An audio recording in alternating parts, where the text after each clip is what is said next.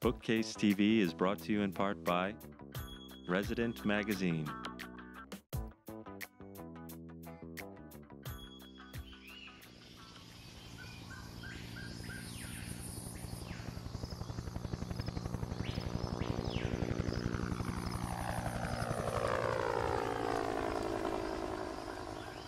On July 14th, I interviewed David Morrell, the creator of the Rambo character, about his upcoming book, Murder as a Fine Art, which is a historical novel set up in 1854 London about a famous case of serial crimes, which still to this day remain unresolved.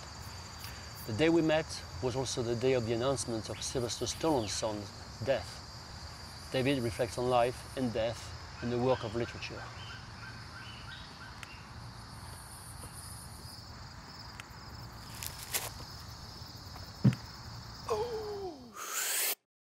Since First Blood, when you started, when you look back now, you say, how do you feel about that? I have a master's degree and a PhD in American literature. Okay. And for 16 years, I was a professor of American literature. My master's thesis was on the style of Ernest Hemingway. I was struck by the way he wrote action in a way that was non-pulp, was non-genre. Yeah.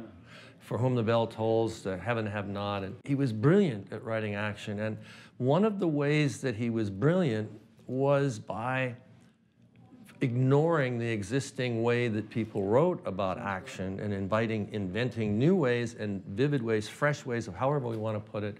No, a shot rang out. And of course, the revolutionary absence of abstractions and relying on what he called the sequence of motion and fact, which was subject, predicate, object in a concrete, using concrete words. Learning from Gertrude Stein, learned how to make the rhythm of a sentence be part of what he was trying to say and to communicate the psychological state of his character. And this is most visible in a short story called Big Two-Hearted River. There are two parts to it. I thought you were going to take me to Rambo and his shotgun when the rhythm of the sentence. Well, in a way, it's like that. In Big Two-Hearted River, the character has just come back from the war and he's had a nervous breakdown. He's very tense and he's going camping. And the tension of the nervous breakdown is communicated by Nick pitched his tent. Nick put the stake in the ground, and it's almost childlike in the tension. Then he goes out fishing, and when he catches a fish, the excitement overwhelms him, and the sentences go out of control. This is the sort of thing I was learning. So when I wrote First Blood, what I was trying to see is, because Rambo is in shock from the war, see if there was a way in the construction of the sentences, in the rhythm of them, to show his psychological state. And when the action gets going, those sentences change in First Blood, and they begin to roar on in a kind of unconstructed way, from what I learned about writing action from Hemingway. Love work in style, yeah. Yes, and the goal was to see if I could write an action book that did not feel like a genre book. What I was trying to do was make the action feel real, that you weren't in the comfort of a genre book, with all those expressions like a shot rang out, but instead that maybe this was actually happening if I did the job well enough. As we were walking out of the conference room, a woman approached you and she told you she was very moved by the story. Well, what was it? What is it related to Rambo and what happened last night? It is in a way. In 2010, the USO, which is the organization that sends tours to military bases, came to international thriller writers and asked if for the first time it would be possible to organize a USO tour of authors to go to a war zone. We were very happy to comply.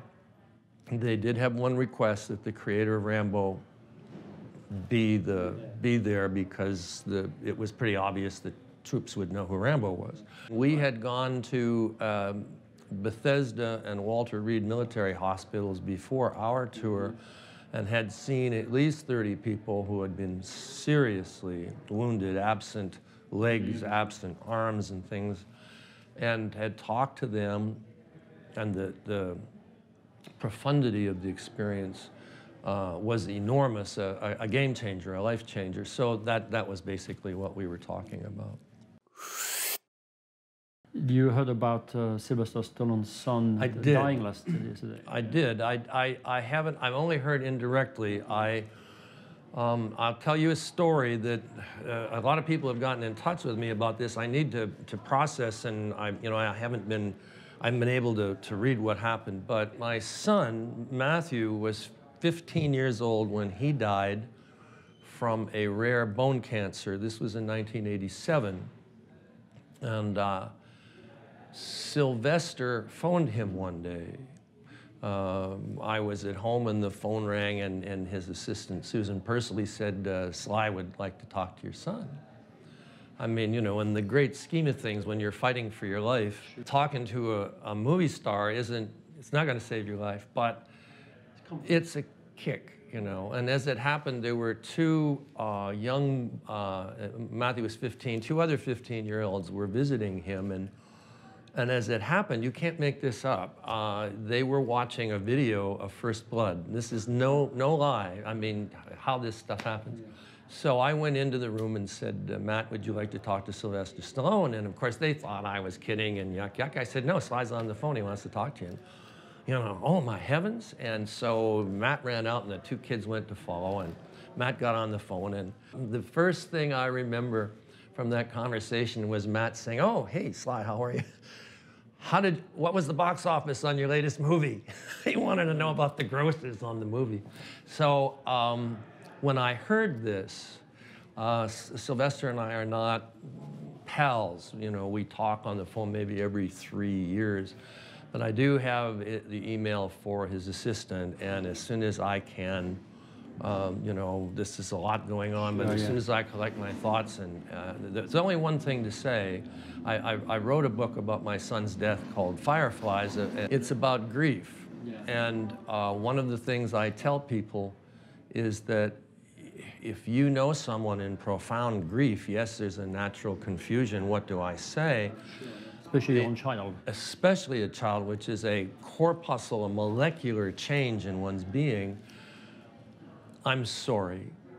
I'm more sorry than I can say, and those words are all that is necessary. And so that'll be the gist when I get back home. This isn't something you can rush on the road. So my heart goes out to them. It's a life change. Yeah, sure. Grief, profound grief is... And they're long-lasting as well. It takes a long time to get over It's an essential change. You adjust, But yes, I had heard. The world, one of the things that my experience taught me was that in everyone's life, at one point or another, they are going to suffer intense sorrow and pain. It's inevitable in every house, in every apartment, every time. And when I meet people, when I relate to them, and I hope it comes through in the interview, is I worship the value of good nature, of compassion, of kindness. Now, there's a contradiction here because of what I write. Human. This is what makes us human in relation to what you write. Yes, but what is this? There is a kind of a huge contrast here between what I write, which is action and suspense, intended really to take people out of the sorrow of their lives, and the sort of thing we're talking about. But why do you write then? Because when I had a very, very bad upbringing.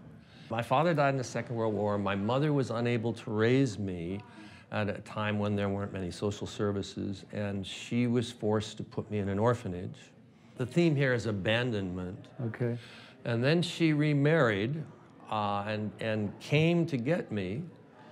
But, there's a part of me that wondered if I was in the orphanage, maybe I was adopted. Okay. And she only said she was my mother. I don't want to analyze you or cross-analyze you, but could Rambo be sort of exteriorization of the anger or that you feel to the world, Well, or something like that? It isn't anger, but I see where you're going. I'll finish the story, and then I think you'll see where I'm going. My mother remarried, and the stepfather, it's interesting how I refer to him. I didn't like him at all. He didn't like children.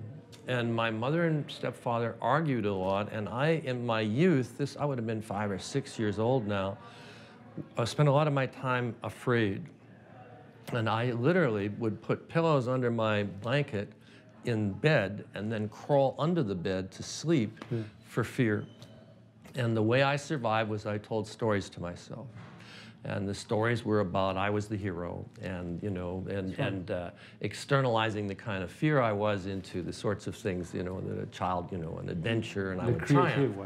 So I was writing fiction from a very early age, and there was no doubt in my mind that even with my PhD in American literature and that I was a professor of American literature, that I would write thrillers. Now, on an intellectual level, in this country, thrillers aren't treated with much respect, so there's a lot of room for creativity because not a lot of people mind what's there. Right. But with the other thing, of course, is that there's some subliminal redirection of stuff that happened to me when I was a kid, and I teach writing a lot, and I always ask people, why do you want to be a writer? Because it isn't natural. You sit for days, weeks, months at a time by yourself in a room. There's something about sitting every day that's not natural. So why would somebody do that? Graham Greene said that an unhappy childhood is a gold mine for a writer.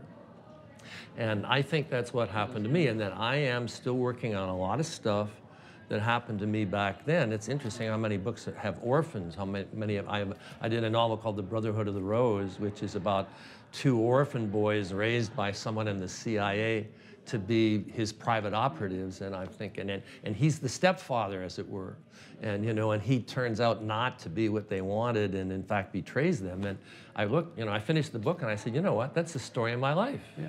Well, you seem to have a theme as well. I mean, yes, that's the like idea. Recurring, Yes, and there's exactly, and there's which is the orphans and the abandonment, but what do you do with that? That's you. That's the trick. And the bottom line, the central theme that occupies all of the work is that most people lead their lives as if they're amateurs. My characters postulate a hostile world of any kind. It doesn't mean that people necessarily trying to kill you, but there's a reason to be paranoid. A lot of people do not intend good things for you. Life is a hostile environment, and that we have an obligation, if we want to get along in life, to act as if we're professionals in order to do things as well as we can and be as aware as we can. And this is, by any standard, a good thing to do. When you're writing about people with guns, that's, dramatic, but I could easily write that about people in an office building. Yeah. Do you find as you get older or wiser, your taste in story changing? Or your choice of story as well? It is, and I've always tried to grow. Would you write a Rambo now? I could not. Yeah, that's right. Okay. No, that was a young person's book, although, it had a lot to do with the times and the politics. It's an anti-war novel. And did you go to Vietnam?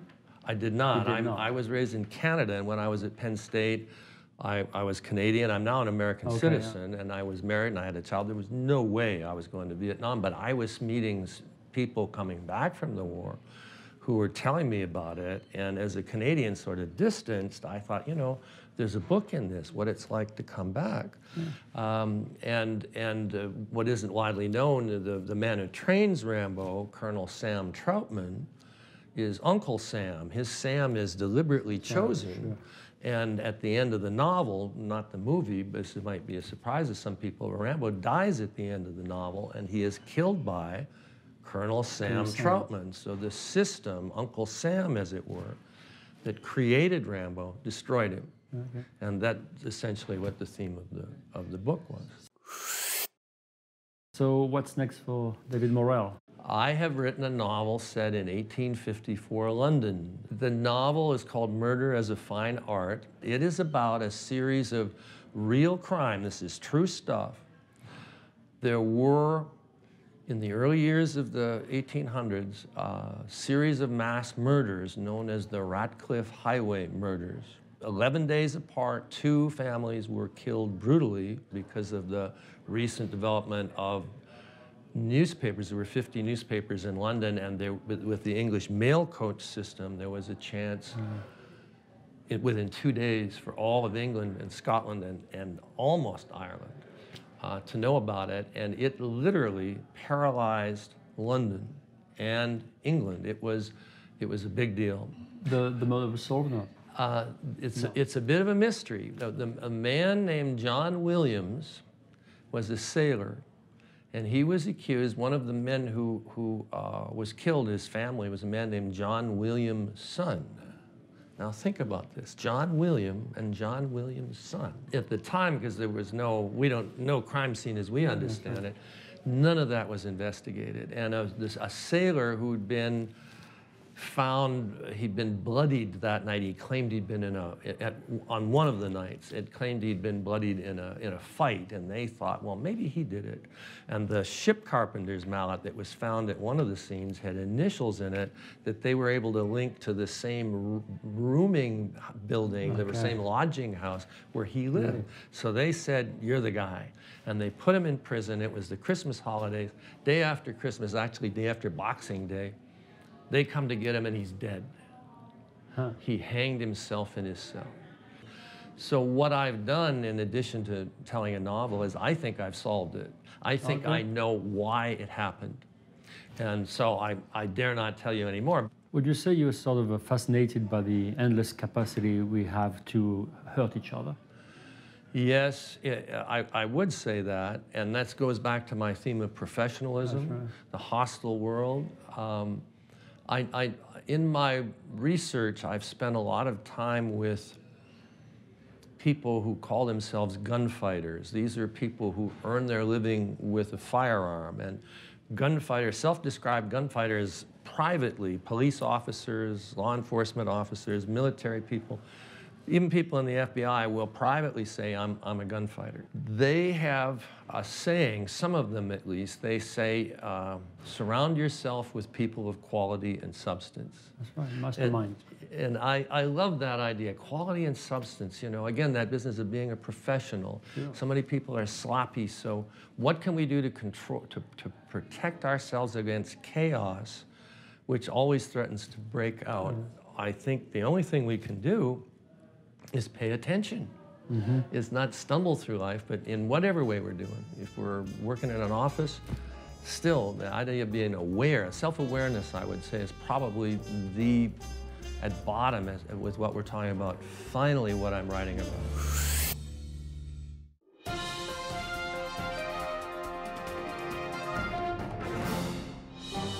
This week on BC TV News, Book Expo America, self-published into New York City. My human brings us more from the Jarvis Center. Frederic? We are at the Jarvis Center, and I'm with the author, Michael Corrito, whose new book is called The Prophet. The Prophet. I'd like to be here for you.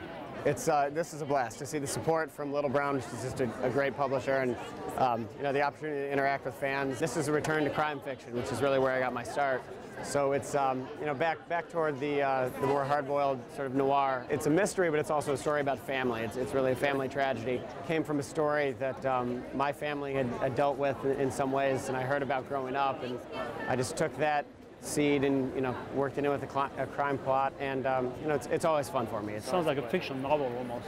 Yes, absolutely, yeah. But what interests you in the first place to write in that style of the supernatural? You know, I think you always want to write what you love to read. I always respond to books that I love as a reader. But what do you like about it? The sense of the unknown and the sense of this could happen to me. You know, if it's done well, then there's that bond between reader and character, and you feel as if the character's journey is your own. And to create that bond, that's a special kind of magic. And I love that experience as a reader, so I try, you know, that's what I'm striving to do as a writer.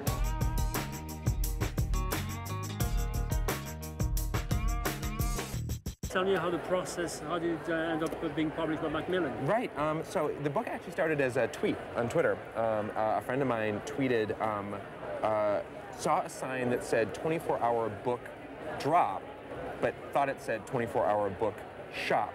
My disappointment is beyond words. And I remember reading this and I thought, there should be more 24-hour bookstores.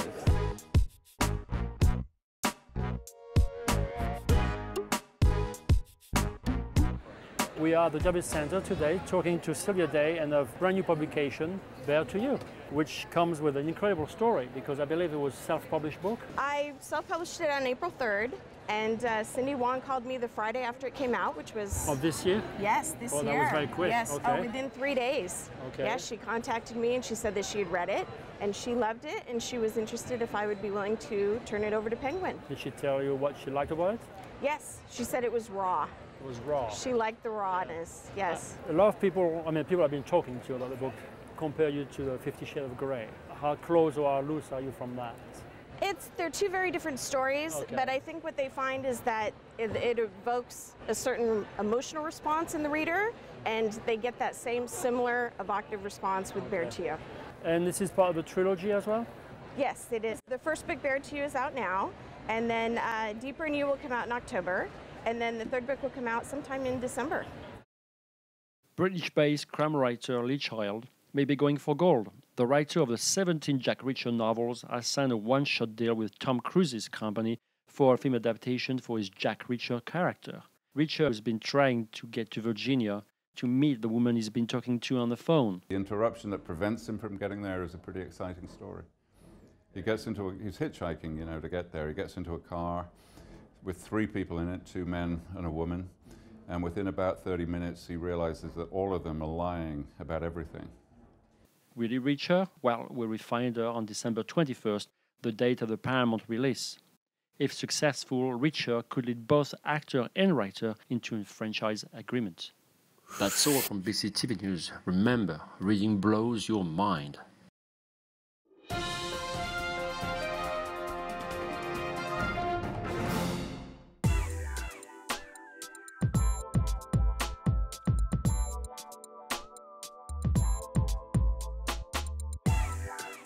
So let's see what we've got for this week for Pick of the Week. Our staff has selected. The first book, it's Alan Topol's China Gambit, which will be released shortly. The book deals with a CIA agent, Craig Page, who learns about the death of his daughter, who was about to publish a controversial article about Iran and China. And obviously she gets killed and he wants to find the murder. And through his investigation, he discovers a bigger plot that China and Iran tried to derail the US economy. So the great question, if you're into this sort of international intrigue, is do you believe China could potentially plot with Iran and go to war against the US, or should the US go to war against China to protect its interests? I really recommend Alan Topol, The China Gambit. And the next book is Jessica Kenner, Night Swim, a fantastic new novel by a first-time writer. It took Jessica 17 years to write this book, and the gestation time she put in actually pays off. The book narrates the story of Sarah, a young woman who lives in a fragmented family after her mother died in a car crash. Following this event, the father hurried to take a young lover. The brothers take refuge in music, sort of imaginary world, and Sarah is left to her own device. She has a couple of summer romances and a poorly, and the only person in her life is her housemaid, who helps her to become a woman. But really what Jessica Kenner is addressing is at the heart of a very fragmented, dysfunctional family. There is something underlying that is common to all of us, and that is love. And this is exactly what the member of this family learn to do again. They learn to love each other, and the family gets back together. Sarah grows up, becomes a young woman, and moves on with her life. Love is about loving each other. Jessica Kenner, Night Swim.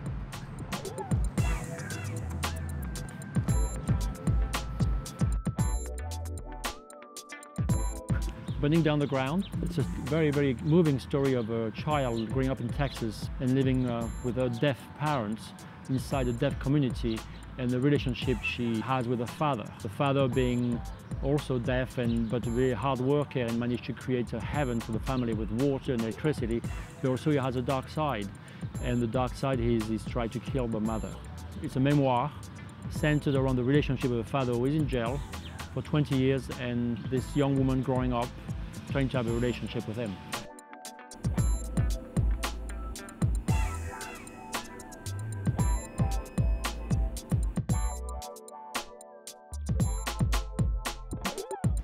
The next pick of the week, to continue our laundry list of books for this week, is Steve Berry's The Colobus Affair. Steve Berry, as you all know, is a specialist in history, and all his books deal with some sort of historical fiction or historical figure.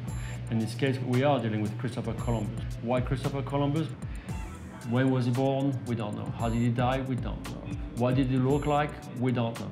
And even how did he discover the New World? We do not know either.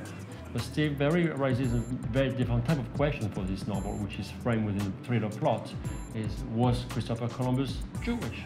So what, you may say? The fact that he did not take a Bible on the Santa Maria, but just a Torah, clearly would be an indication that he may have been Jewish. The story itself is skewed and framed within a thriller setting. It traces the story, or the journey rather, of a demoted journalist who was fired after a fraud article was published, and then he gets hired by someone who actually wants to know the answer to the question about Christopher Columbus' identity. If you want to know the answer to this great question, was Christopher Columbus Jewish, you will have to read the end of the novel. Steve Berry, The Colobus Affair.